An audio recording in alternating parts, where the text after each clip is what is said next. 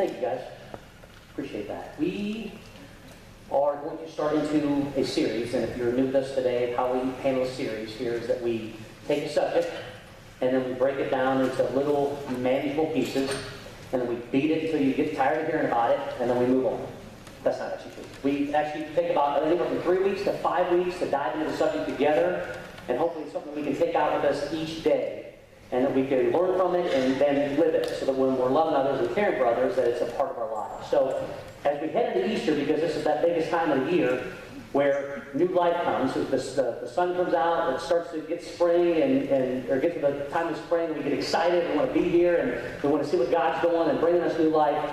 We're going to dive into the questions that Jesus asked. So it's going to be a Q&A with Jesus over the next few weeks. And we get this opportunity to hear from him, because who better words to hear from than in Jesus' words? And then also, at times, how we react to those. So we're going to be in Mark chapter 4 today. What I'm going to do first is I want to read through the verses, and then we'll go back in a little bit and we'll dive in. But Mark chapter 4, we're starting in verse 35. In my Bible, I have an NIV Bible, depending on the kind of Bible you have. Most of the NIVs have like a title. It's a man-made title that they have that's on top, and it says, Jesus calms the storm. Verse 35 says, that day when evening came, he said to his disciples, let us go over to the other side. Leaving the crowd behind, they took him along, just as he was in the boat. There were also other boats with him. A furious squall came up, and the waves broke over the boat so that it was nearly swamped. Jesus was in the stern, sleeping on a cushion. The disciple woke and said to him, Teacher, don't you care if we drown? He got up, rebuked the wind, and said to the waves, Quiet, be still. And the wind died down, and it was completely calm. He said to his disciples, Why are you so afraid? Do you still have no faith? They were terrified and asked each other, Who is this? Even the wind and the waves obeyed him. Teacher, don't you care if we drown? Teacher, don't you care about my life? Teacher, don't you care about me personally? Teacher, can't you see that people are getting ahead? Teacher, can't you see that I'm doing all the right things and I am good to people and I choose this path in my life? Teacher, teacher, teacher. Of all the things they could have called Jesus, these disciples chose to call him teacher.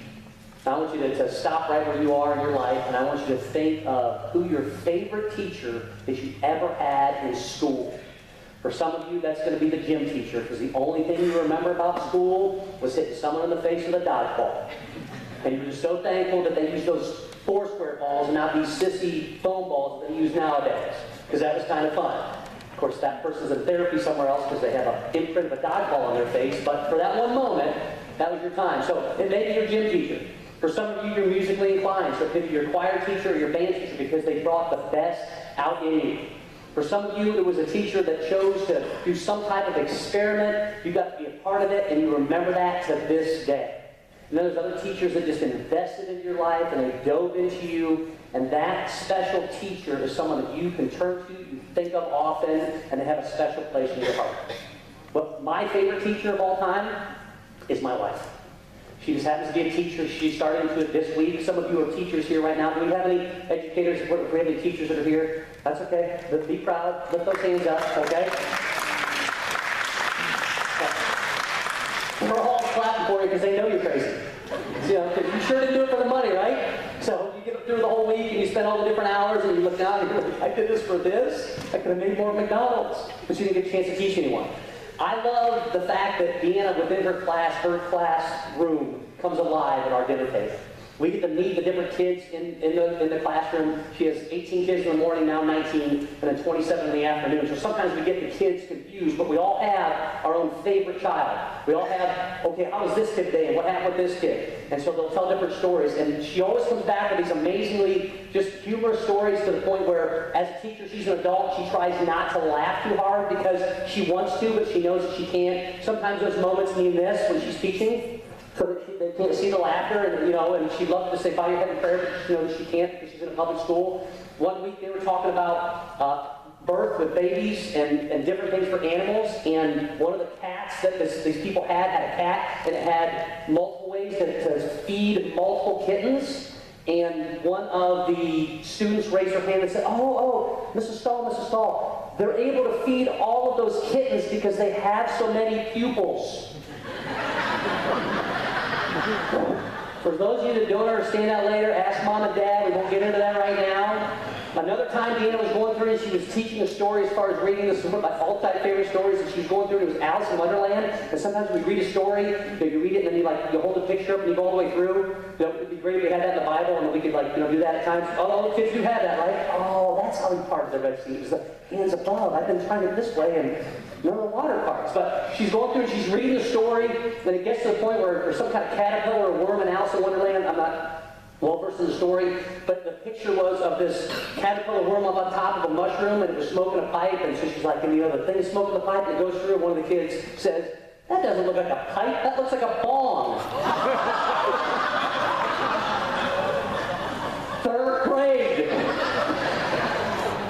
To which Deanna put the book up right in, and she looked and she was like, I don't even know what one of those looks like. What are you talking about? To which this child said, it's okay, my mom and dad are police officers. Where do you go with that one? I mean, I don't even know. And so we just let it go, but she has those moments. So now this week, fast forward, and this is the week that she is teaching, but she doesn't get to actually be in the classroom. So because of that, when you're not teaching, you have to have a substitute. And that means even more planning and getting everything ready. You have to have it ready for the substitute. And because of that, there was this testing and all stuff that was going on. And so for the last 2 days, because she was in this training and all these things were happening, she sat with stack after stack after stack after stack of papers that she has to grade. And so I offer, hey, can I help? And she's like, no. And I'm like, just give them a grade. What's the big deal? You know most of these kids anyway. When I was in high school, I always did my homework. And one night, it was the one night that I chose not to do my homework. And the English teacher said, you're going to write a paper on last night's reading. And it's going to count for 1/3 of your grade. And I hadn't read it. And I knew that I was in trouble. And so I watched the baseball game instead. So guess what I wrote about? I'm sorry, this isn't a trick question. See, this is part of why we get stuck sometimes with God. We think every question he asks is a trick question. What would you write about if you watched a baseball game? How would you just write nothing and go, I'll take the F and move on with my life? I started off and I said, this story by Ernest Hemingway, from Whom the Bell Tolls, whatever the song or the thing we had to read was. Wrote about, and it was an amazing thing until the opening pitch. And then I wrote about the baseball game. The guy behind me did his homework, and he never did his homework. And we got down, and I said, Scott, man, I never read it. He goes, I read it. He goes, I'm going to do so well in this. He goes, I cannot even believe it. He goes, 1/3 of my grade, because he's struggling in a lot of his classes. We get the thing back the next day. I turn to look at him, I'm like, what'd you get? He's like, I got a C. I'm like, oh, man, you didn't even read it. He goes, what'd you get? And I already knew it was going to be an F. And I just held it and looked at him. He goes, you got an A? And I looked at him like, I got an A! Because the teacher, knowing who I was and what I had done, just, I'm just going to give him an A. I'm not even going to read this. The guy's a blowhard. He's always talking all the time. Let's just give him an A and move on with our lives. So don't ever just turn in a blank paper. That's what I'm sharing with you. You share what's on your heart. There was this cat, and it had lots of pupils. It had a caterpillar friend who owned a barn, right? I mean, go and share the story. But the bottom line is the teacher will teach and teach and teach, but eventually there's going to be a test. And when that test comes, we have some of that anxiety. There's something that rises up within us as to how it is that we're going to do. Oh my goodness, I have a science test coming up and I forgot about it, and I don't even have the review and I don't have the notes, and we start to panic. Other times we're like, I got this, I've done all the homework, and I'm ready to go. And I'll fly through this, aces. It's not going to be a big deal. Sometimes it's a simple spelling test. And we're like, man, I think I can spell half the word, but I'm not sure on the other words. But then we get into life, and there's other kinds of tests that we deal with. We deal with the fact that, I'm a salesperson, and I made quota last month, and I made quota the month before that, and here it is, we're coming up on the end of the quarter, and they don't care about what I did the month before and the month before that. And so I'm getting all this pressure from my boss, and he's on me and on me and on me. It's like, can't you remember what I just did? And that doesn't matter then. We run to test after test when it comes to our relationships when we're talking with people, and we want to speak to them in a kind way. And yet, many times we feel things rising. This happens not only with our spouses, but with our kids, where we just want them to do the right thing. We expect them to almost be perfect, and because of that, it comes out all the wrong way, and what are we really teaching them? Some of us have that issue when it comes to driving. Some of us have that issue just by being in Walmart. Isn't it amazing the emotions that being in a Walmart can bring out of you? And yet it's test after test after test. I was talking with a woman today, and she shared with me after the first service, she was like, oh my goodness, I was in that storm that you were talking about all week. And it all came from being in Walmart. And all she wanted was her glasses. She called ahead of time. She was waiting for those glasses. And she got there, and she sat for an hour and 40 minutes just to pick up her glasses. And so I asked her this question. Why didn't you punch someone in the face? Because that's what she was feeling. I mean, it was rising inside of her, but she chose a different route. She said, I was able to go onto Facebook. I'm like, oh, well, Facebook fix everything, right? But she went on there, and one of her friends in here had posted a verse that day. And she said she read that verse, and she realized, what am I getting so excited for? Why am I so upset? Why is all this stuff rising? When I hear the words of Jesus, it completely brought calm. It completely brought peace. And then she asked the question, why didn't I just start there? Why didn't I go there to begin with, which is where we all are. So here is Jesus, and this is what's going on in this passage. He has just shared these parables. He has just shared these examples. He has just shared things where it's like, oh, I can relate to that. And, oh, I've been there. And, oh, yeah, I remember that teacher. Oh, I remember back to that time. And all these things, and he shared them in such a ways that you had to be a part of the story. And so each week when we hear from God's Word, we always want to be a part of that story. I want to know that at the age of 8, at the age of 80, and everywhere in between, that I can be a part of the story, a part of the greatest story ever told. And so Jesus is sharing these stories that they can all relate to it. And here's the amazing thing. He goes in with the disciples and he sits down with them and he says, listen, this time that we have is so important, I want you to understand it even deeper. So he explains it to them. So he's going out and preaching, and then he's going and he's teaching. And then he's spending time preaching, and then he's coming back and he's teaching. And these guys are growing and growing and growing. And then it's at that point that Jesus gets tired. Mark is the one writer that writes about the human side of Jesus. And in this passage is the only time that you will see Jesus sleep. There was a human side to him. He is both God and man. But understand something. He walked on this planet so he could deal with the same tests that you and I walk through every single day. So maybe today, the storm in your life, you're feeling like you're the only one dealing with it. Trust me, there's others that are going through that same thing. So let's dive in and see how I handle it. It says, that day when evening came, he said to his disciples, let us go over to the other side. So where they're at is what's known as the Sea of Galilee. And on the west side is a mountain that's 9,000 feet tall, and the sea that they're on is 680 to 690 feet below sea level. So the wind would be blowing from this way all the way down to this way. And what happened in this area, because of this phenomenon of this huge mountain and this below sea level lake, is that wind would pick up and literally like a bowl, it would start to swish all the way around, and all of a sudden you're in the midst of a storm, and it can come at any time. Well, this just so happens that it's at night, because it's evening. So the whole day, he's been preaching and he's been teaching, and now here it is at nighttime, and they're going to decide that we're going to head back across. And the reason for this is Jesus wanted to go to an area that was less populated so he could reach and teach people there, but he needed to have a time of rest. The lady I was just sharing with you about, she needed that time of rest where she could just pause for a moment to see what it is that's going on around her and what God is doing. But she didn't see God at first into it. But something so simple as someone leaving a post, all of a sudden, boom, she was like, the most important thing is the thing that I'm missing. So he says, let's go to the other side. He says, leaving the crowd behind, they took him along just as he was in the boat. So the disciples, there's multiple disciples, they take him in the boat, and then the next thing it says is that there were also other boats with them. So they're not the only boat going across.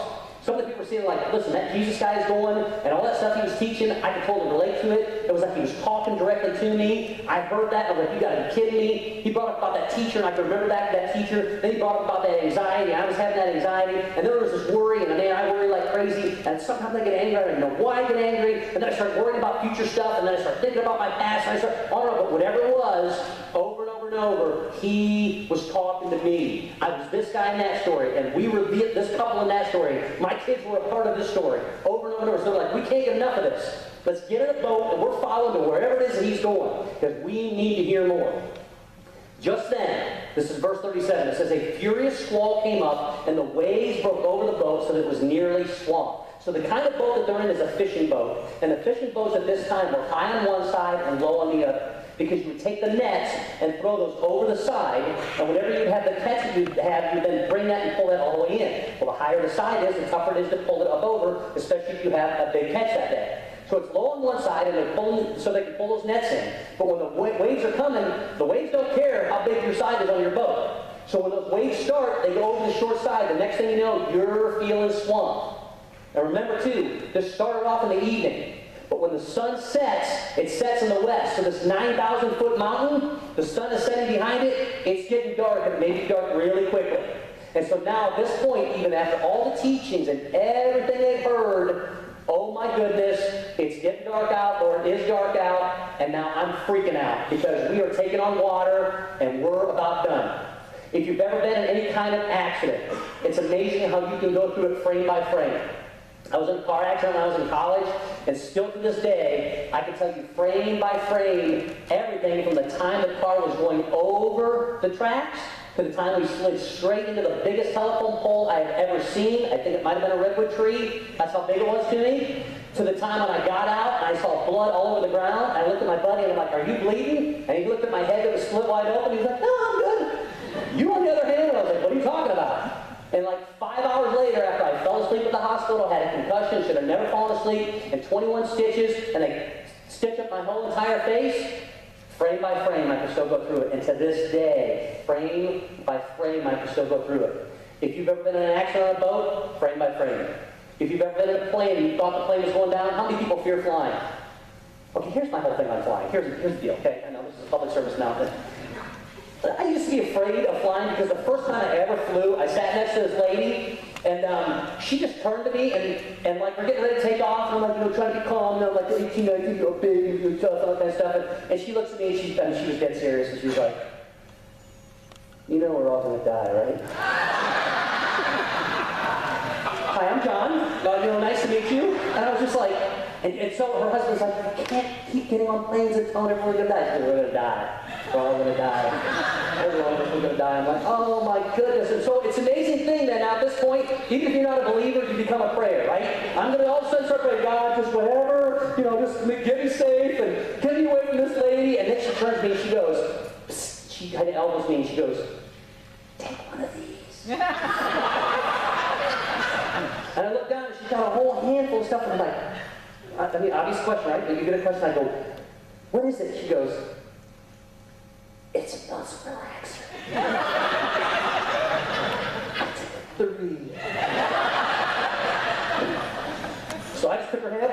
No, I didn't do that. I was just like, her husband's like, "You can't give drugs away on the plane. Get your hand back there." So we're taking off, and I become that prayer, and then we landed, and everything was fine. The lady was awesome on the entire flight because she was so relaxed that, like, I ate this yogurt. I'm like, "Oh, that yogurt's really good. Oh, this kid loves yogurt." She's taking it off her husband's tray, trying to get free yogurt from the stewardess. By the time I left, I had one of these pouch shirts on. It was full of yogurt. I didn't have a refrigerator, but I couldn't say no to her because I didn't take her drugs, so I had to take her yogurt. So it was like that was my first flight ever.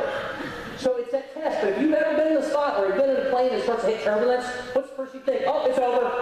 That's it. We're going down." I felt it. The part of the plane just fall off. You start checking for the wings to see if they're still attached. You start counting the engines. 1, 2. Wait, was there 3 when we started? So I'm only seeing 2 now, right? And then you become that prayer again. You're giving everything over to God, and you're freaking out. And then all of a sudden, it kind of evens out, and you're good to go. And then you start thinking, if the plane was in trouble, would I trust me to fly it? Because that's what we're doing. I'm so freaking out this plane's going down. I want to get on that plane. Let me fly it and I'll land it because I've got a lot of schooling. But a lot of people trust me. We have to get back to the point of trusting the one that's in control. And then your next favorite part is when the one that's in control decides to start walking through the cabin and talking, and you're thinking, who's flying this plane, right? But we all go there.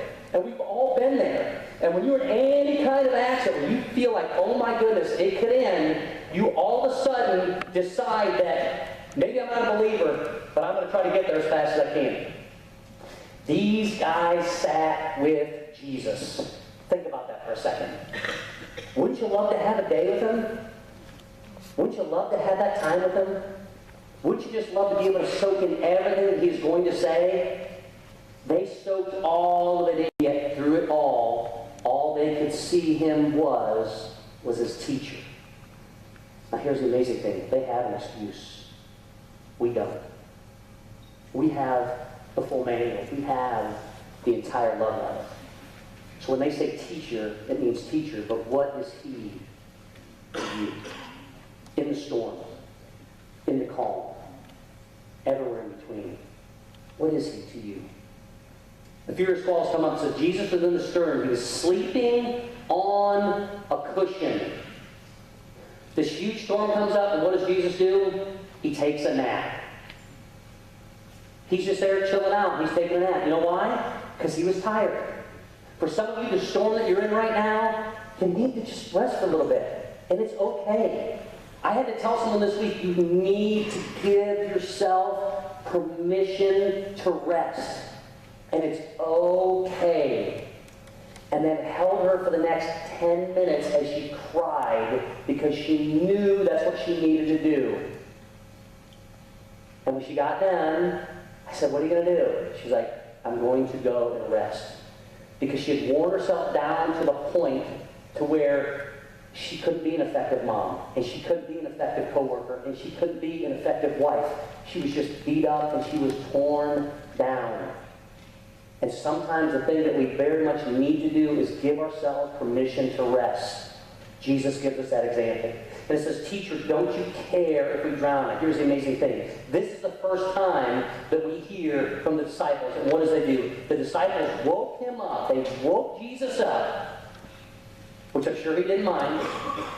And the first thing they said is, dude, do you really not care? Do you not care that much about me?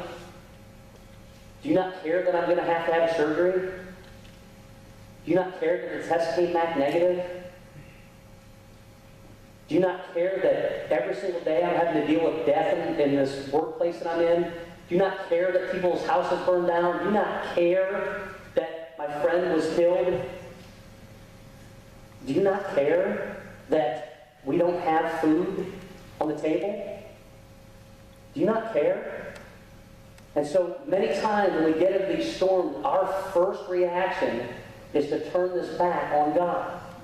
To turn this back and say, you obviously don't care that much about me. You really don't think that much about me.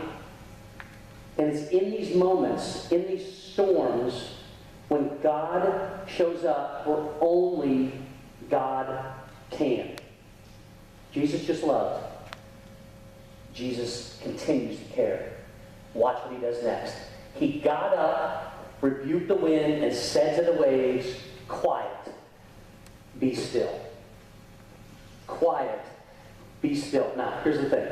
A lot of people dive into this like, well, we get into this whole theological thing now. Who is it that sent the test, and how was the test sent, and where did the test come from? Was it from heaven? Did it come from somewhere else? Let me explain something to you in this particular test. In this particular test that's going on, the same words that Jesus used to rebuke the wind, the same words that he used to stop the water, the same words that he calmed the storm, are the exact same words that Jesus used to take the demons out of people earlier in the Gospels. The exact same words.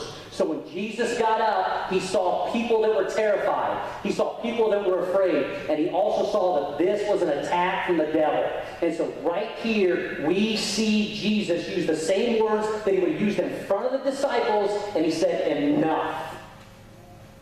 Enough. And yet, even at that time, rebuking this test that the devil brought, they still missed it. Don't miss this. When you are anxious, when you are doubting, when you are worried, when you are confused, when you have fear, when you are so full of pride, none of those are from God. When your spirit is that of love, and that of power, and that of a sound mind, then you can turn and recognize God within the moments, and that's awesome. But just like anything else, we learn, and there's still that test. And so Jesus says, quiet, be still, then. Then means it's the very next thing that happened. Then the wind died down and it was completely calm. turbulence stopped, and all of a sudden the plane started to fly again. I lost control of the car, and all of a sudden I was able to regain it. I didn't know what the next step to take, and then someone called me and talked me off the ledge. And the next thing I know, there was peace that came from it. I had a loss. I never thought that I would lose. I was looking forward to this, and all of a sudden, I was hit with it. I was upset with God. I turned to God, what is going on? And then through it all, He brought me a peace that only He could bring. These are our stories. These are your stories when you are in those storms and when He brings that calm. And yet, how is it that we find Him in the everyday moments, in the everyday busyness, in the everyday time that we have in this world in which we live? We'll watch what happens next. He said to His disciples, "Why are you so afraid?" You guys know them, Jesus, right? Oh, that's right, He called him teacher. You just see Him as teacher still, because you don't have the whole story. Why are you so afraid? Do you still have no faith? He didn't say you still have a little bit of faith. Do you have just a little, maybe some faith? Do you have just an ounce of faith? He said, do you still have no faith? Did you hear all the words that I shared? Did you hear how I taught you everything after that? You still have no faith that I can handle the storm in which you're in? Ask yourself that question. Do you believe in the storm that you're in that God can handle that storm? Because what it comes down to is a question of our personal faith. They were terrified and asked each other, "Who is this? Even the wind and the waves obey Him." Isn't this amazing that when they turn it back to the creation? Oh my goodness, this guy can calm everything in this world. This guy can handle everything that's out there when it comes to this world. And so they're asking him, who is this? Who is this? Well, who is Jesus to you? This Friday, I had one of those days to where I wish I could just share the entire day with you about it, because it was like one of those days to where, man, if you couldn't see God in it, you just couldn't see God.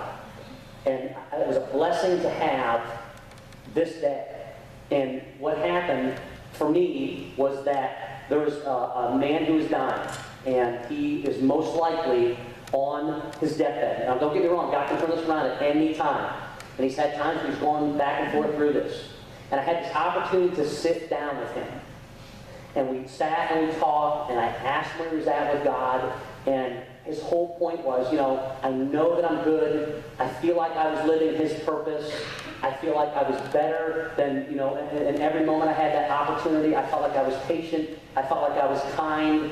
And so I asked him, well, does that get you to heaven by being that good? And he's like, well, I sure hope so. And so through that, we went through that the Bible says that the only thing that's good is God. And through that, we shared that you can know that you are loved.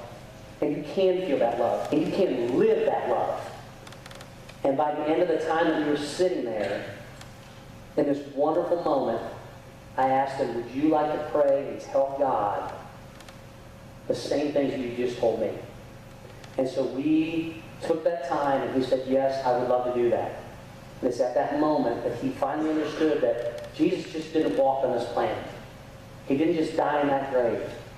The tombstone wasn't rolled back so that we could get in, or so that he could get out. It was rolled back so that we could get in.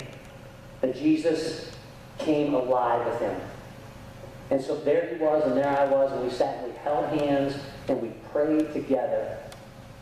And when we were done, I looked at him, and the tears had gone down his face. He was completely at peace. It was awesome. Now, it isn't anything that I'm just, one guy told me, he goes, you're the conduit. I didn't even know what that meant. He goes, dude, you're a conduit. I'm like, okay. I look up what conduit meant, because I'm like, is he calling me a name? Would you want some of this? Call me conduit? But then he meant it as a good thing. Well, then later that night, I got to go and meet a family here the mom had accepted Christ through the ladies' retreat. And they had this time together, and she had heard the message. She had heard her entire life.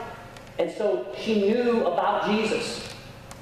And yet something happened and something clicked, and she had this one-on-one moment with another woman, and they went back, and the woman shared with her, she's like, I don't even know what I'm talking about. I don't even know the next words to say. She goes, I just know this. I know that Jesus loves you. And that's all she needed to know. And that's all she needed to grasp hold of.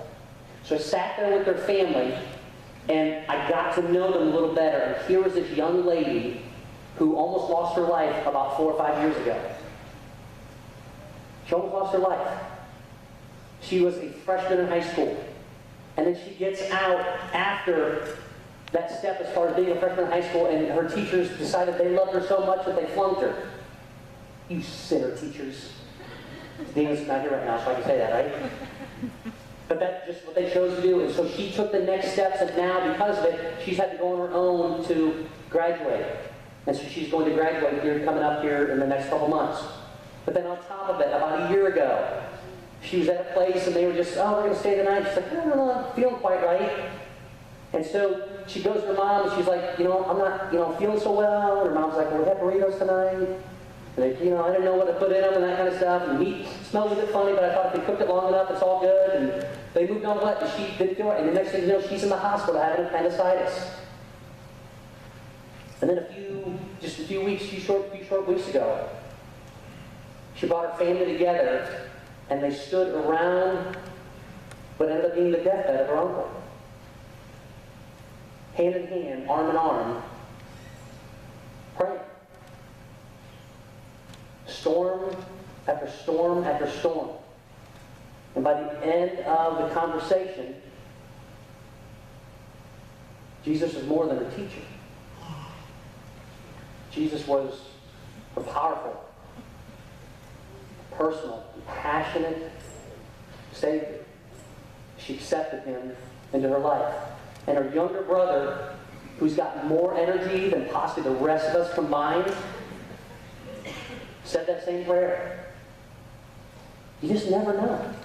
You don't know the storms that people are going through. I may not know the storm that you're going through, but I know this. The waves of these disciples tossed and turned, and these guys were fishermen on the lake that they knew since they were kids, and they feared it, and God calmed it completely. And so here is what you need to remember, no matter how big the storm seems right now. Go to the words of Jesus. Verse 35, Jesus says, let us go over to the other side. The plan was already that we're going to the other side. He already told them we're heading over. We're going from that side to this side. You already know that we're going. But somewhere in the middle there was a storm. Jesus didn't get off the boat, did he? He was on the boat with them. So the boat at times is going to rock you. There's nowhere in the Bible where we get safe passage with happiness and joy and everything's going to be great. That is a distortion of the Bible. Jesus said we're all going to have struggles at times. There are going to be times of struggle. But what Jesus also promised as a believer is that there's safe passage to eternity. When you've asked him into your heart, there's safe passage to eternity. He already told the disciples we're going to be on the other side. Then the next thing he said was quiet and be still. And when he said quiet and be still, it wasn't just for now.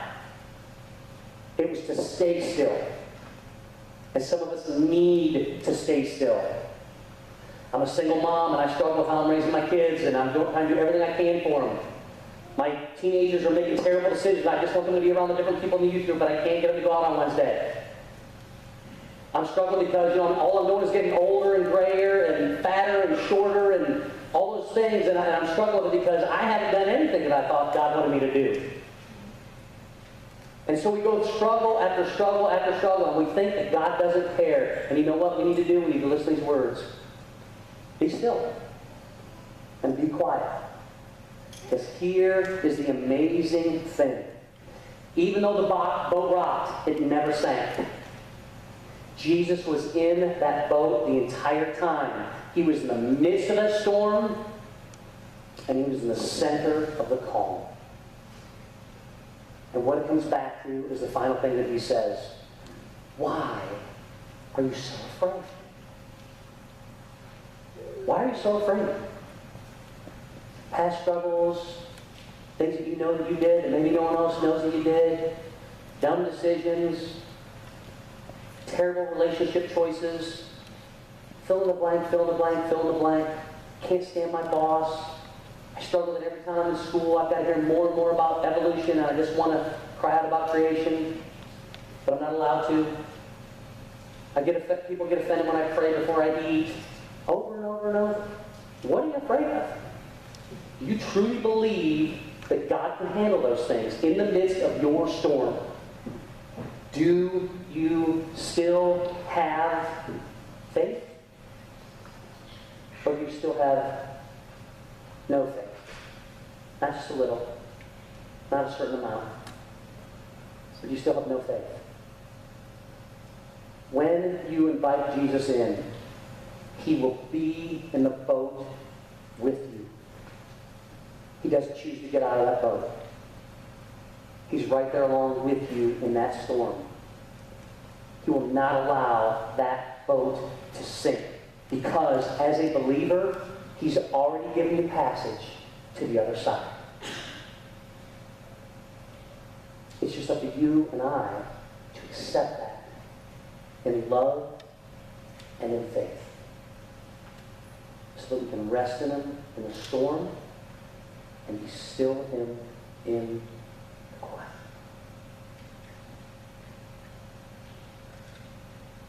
Would you stand, please, for the closing word of prayer?